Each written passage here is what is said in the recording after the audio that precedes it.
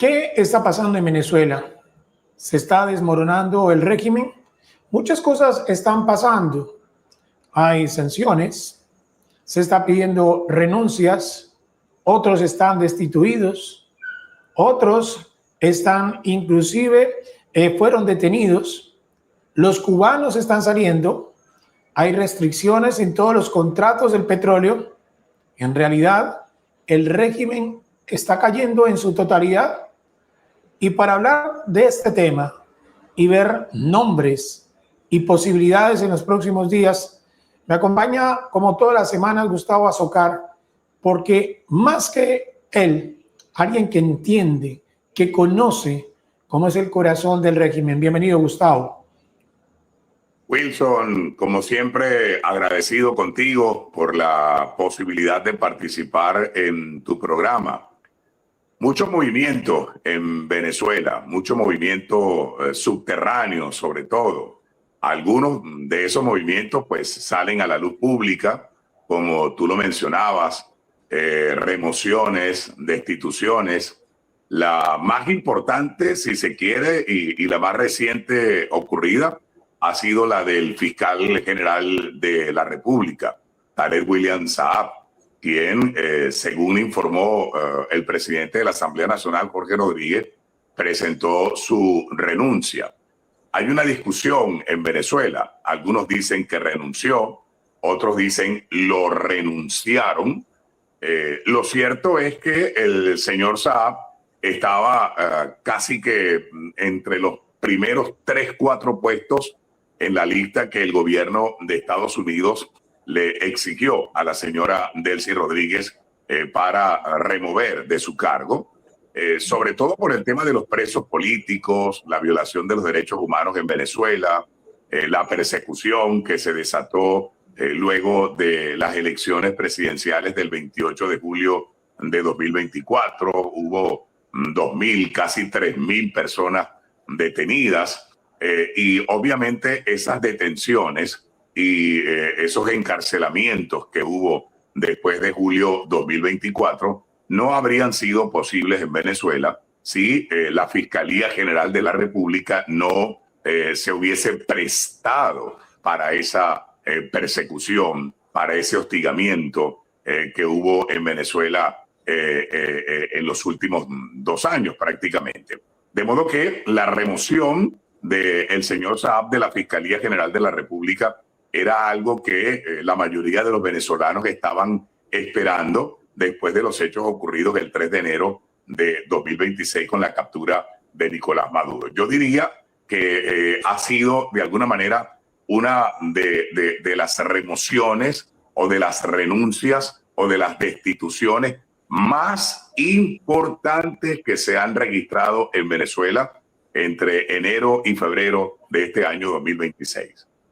Gustavo, ¿qué se le puede atribuir a Tarek William Saab? ¿Qué tanto daño le hizo a los venezolanos su cargo y sobre todo él? Mira, la Fiscalía General de la República es nada más y nada menos que, o debería ser, es el deber ser, es nada más y nada menos que un ente que debe garantizar el cumplimiento de los derechos procesales de una persona cuando se le detiene. Su derecho procesal, ¿a qué me refiero? El derecho a la defensa, por ejemplo, el debido proceso, la presunción de inocencia, el derecho a ser juzgado en libertad. Esos son principios fundamentales en un Estado de Derecho.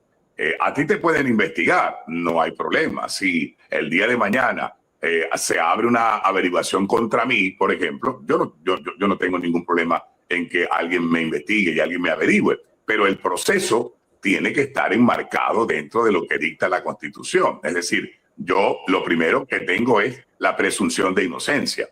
Nadie puede ser culpable, o todo el mundo es inocente, mejor, todo el mundo es inocente hasta tanto se demuestre lo contrario. Hacia eso apunta la presunción de inocencia. El derecho a contar con un abogado privado. Tú tienes derecho a contratar tu abogado. Y eso no ocurrió en Venezuela en los últimos años. A los presos políticos no se les permitía contratar un abogado privado, contar con los servicios de un abogado privado, sino que ellos mismos le asignaban un abogado, ¿me entiendes? El debido proceso, que las cosas se hagan como lo marca la ley, la presentación, la audiencia preliminar, la regularidad en las audiencias para que tú puedas ir demostrando poco a poco que tú tienes la razón. Y algo importantísimo, el derecho a ser juzgado en libertad.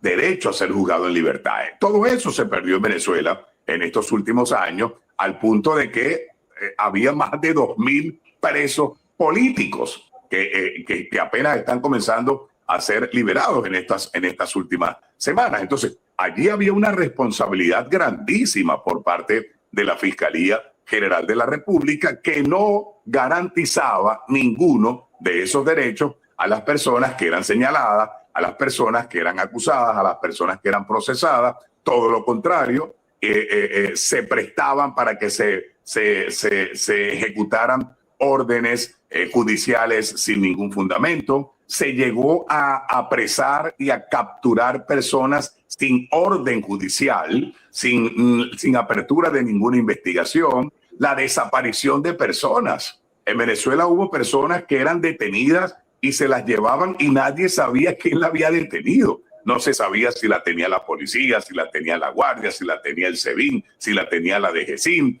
Hubo personas que estuvieron hasta 8 o 10 meses detenidos, completamente desaparecidos, sin que sus familiares supieran dónde estaban. Luego te llevaban a una cárcel y no te permitían llamar a tu familia, no te permitían llamar a un abogado. O sea, hubo una violación sistemática durante estos últimos años a los derechos humanos, al debido proceso y a todo lo que establecen las leyes venezolanas. Y eso, de alguna manera, ¿quién lo facilitó?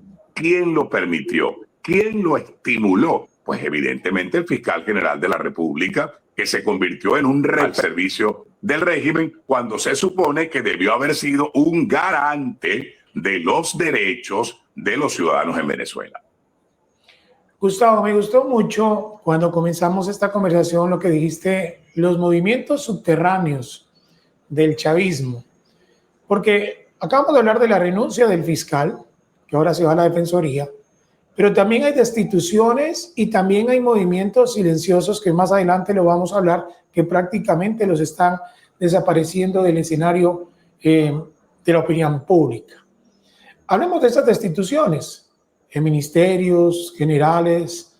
Alex Saab, que está todavía en una prisión, su esposa que salió.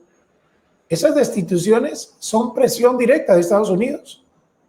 Por supuesto que sí. Todo lo que está ocurriendo en Venezuela en estos últimos 2 meses, porque ya casi estamos a 2 meses de la captura de Maduro, estamos a apenas horas, días de que se cumplan los primeros 2 meses de la captura de Maduro y su posterior traslado a Estados Unidos. Han venido ocurriendo cosas que quizás la gente no les da el peso o la importancia que realmente tienen. Fíjate, el caso concreto de Alex Saab, que es un tema que ya hemos abordado en este programa, ¿verdad? Se informó hace ya 2 semanas atrás que Alex Saab había sido detenido. Prácticamente desde hace 2 semanas nadie ha vuelto a ver a Alex Saab. Nadie sabe dónde está Alex Saab. No sabemos si está preso, si está recluido en su casa. No sabemos si fue que le dieron casa por cárcel o si está recluido en algún otro sitio o en algún otro lugar de reclusión que el interinato lo mantiene allí. El caso de Raúl Gorrín, el empresario, el magnate Gorrín, dueño del canal de noticias Globovisión, se anunció que al parecer también había sido detenido. No ha tenido tampoco apariciones públicas, nadie lo ha vuelto a ver, no ha salido ni siquiera en su propio canal de televisión a desmentir o a decir no, todo lo que se ha dicho sobre mí es mentira, yo estoy aquí, en fin. Luego, la esposa de Alex Saab, que tenía un cargo medianamente importante como viceministra, pues también es destituida y cesada en sus funciones. Entonces, han venido ocurriendo esos movimientos que pudieran ser considerados como pequeños en comparación con otras cosas un poco más grandes, evidentemente, que deberían ocurrir, Pero todo eso de alguna manera configura que la señora Rodríguez ha estado haciendo poco a poco algunos movimientos de acuerdo con lo que ella y el gobierno de Estados Unidos delimitaron que se debía hacer. Y en dos meses que casi va a cumplir la señora Rodríguez al frente del interinato, pues si bien es cierto que no ha habido una movida de mata como la esperábamos y como quizás hubiésemos deseado la mayoría de los venezolanos, no es menos cierto que se han ejecutado algunas acciones. La salida de Saab, la salida de la esposa, la salida del fiscal Tarek William Saab, la salida del defensor del pueblo, que por cierto nadie en Venezuela sabía quién era el defensor del pueblo, porque el defensor del pueblo no existió en estos últimos años en Venezuela. Y obviamente van a seguir ocurriendo algunos movimientos que la señora Rodríguez ha venido ejecutando de manera paulatina, de manera lenta, digamos, gradualmente, para que el impacto de esas decisiones que ella ha venido tomando quizás no genere un terremoto político a lo interno del oficialismo y al interno de lo que es el régimen de Venezuela en este momento. Para decirlo con un símil, Wilson, la señora Rodríguez ha estado caminando en estos 2 meses, ¿verdad? Sobre un cristal muy delgado que ella ha querido pisar con calma, porque sabe ciertamente lo peligroso que es que ese cristal termine reventándose y el piso sobre el que ella viene caminando pues se desmorone. Yo creo que ella ha sido muy táctica en los movimientos que ha dado. Obviamente va a tener que acelerar un poco el ritmo, porque el primer plazo que le dio el gobierno de Estados Unidos fue de 100 días. 100 días significa que ya prácticamente le van a quedar casi que un mes, mes y medio, 6 semanas para que venga la primera gran evaluación por parte del gobierno de Estados Unidos y se determine si ha cumplido con lo acordado o no ha cumplido. Gustavo, en esta transición, pues se está hablando de realizar unas elecciones, aún no se ha definido la fecha. Pero si hay algo que tienen en mente los venezolanos es el Consejo Nacional Electoral, que le hizo mucho daño, especialmente en las últimas elecciones, que no hubo la transparencia que el mundo conoció. Y frente a él estaba Elvis Amoroso, que al principio era muy visible, que andaba con Nicolás Maduro, pero que ahora también está oculto completamente. Inclusive se habla que podría estar detenido. ¿Qué se sabe de él? Y de estar en ese cargo, ¿sería un garante para unas próximas elecciones? ¿O parte de lo que está pidiendo Estados Unidos es también cambiar quien esté al frente del Consejo Nacional Electoral? Wilson, si algo está perfectamente claro para el gobierno de Estados Unidos, para el presidente Donald Trump y para el secretario de Estado, Marco Rubio, es que el señor Elvis Amoroso no puede continuar al frente del Consejo Nacional Electoral. En la lista de funcionarios públicos que deben ser removidos a la mayor brevedad posible en Venezuela, yo no tengo la menor duda de que en el 1, 2, 3 está el nombre del señor Elvis Amoroso, presidente del Consejo Nacional Electoral, quien no tiene la confianza no solamente del gobierno de Estados Unidos, sino no tiene la confianza de ningún sector político opositor en Venezuela. Y yo estoy seguro, pero muy, muy seguro, de que esa remoción, de que esa destitución o de que la renuncia, porque a veces se utiliza el mecanismo de la renuncia, tú sabes, para no hacerlos quedar mal, y entonces le dicen, pues preséntame la renuncia para que se vea como que más elegante en todo caso, ¿no?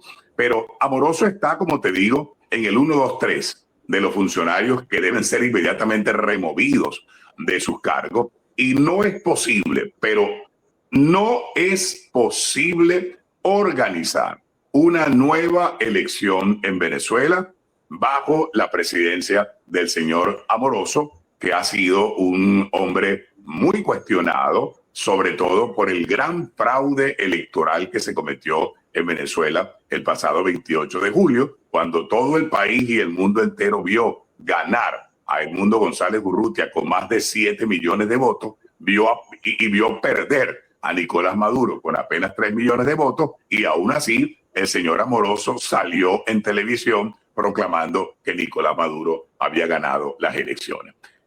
No es posible pensar en un proceso electoral en Venezuela de ninguna naturaleza, y menos un proceso electoral presidencial, si no se producen grandes cambios dentro del Consejo Nacional Electoral. Toda la directiva del Consejo Nacional Electoral tiene que ser destituida, tiene que ser remozada, tiene que ser cambiada. Tenemos que tener un nuevo Consejo Nacional Electoral con gente verdaderamente confiable. Ha sonado muchísimo, por cierto, el nombre de Enrique Márquez, este dirigente que acabamos de ver en el discurso de la unión del presidente Donald Trump. Enrique Márquez fue preso político durante 10 años, fue candidato presidencial en 2024, lo metió preso Nicolás Maduro por las posiciones muy serias que tuvo Enrique Márquez con relación al proceso electoral. Enrique Márquez ya fue vicepresidente del Consejo Nacional Electoral y todo el mundo alabó su gestión como vicepresidente del máximo organismo electoral. Tiene una amplia experiencia en el tema electoral y su nombre ha sonado muchísimo como una persona confiable, creíble, que le daría, por supuesto, prestigio al Consejo Nacional Electoral y que permitiría, obviamente, con un equipo poder organizar un proceso tan complejo como el que tendría que organizarse en Venezuela. Entonces, conclusión, los días del señor Amoroso dentro del Consejo Nacional Electoral están contados. Ese cambio tiene que venir, ojalá venga lo más pronto posible y ojalá se inicien los primeros pasos hacia lo que debe ser una elección presidencial y de Asamblea Nacional que Dios quiera pudiéramos tener antes de que termine el año 2026 en Venezuela. Gustavo, a esta purga en curso, ¿qué más le hace falta? Sin contar también que está Diosdado Cabello, Vladimir Padrino, la cantidad de cubanos que estaban en Venezuela.